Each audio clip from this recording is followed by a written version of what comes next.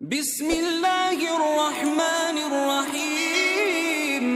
أرأيت الذي يكذب بالدين فذلك الذي يدع اليتيم ولا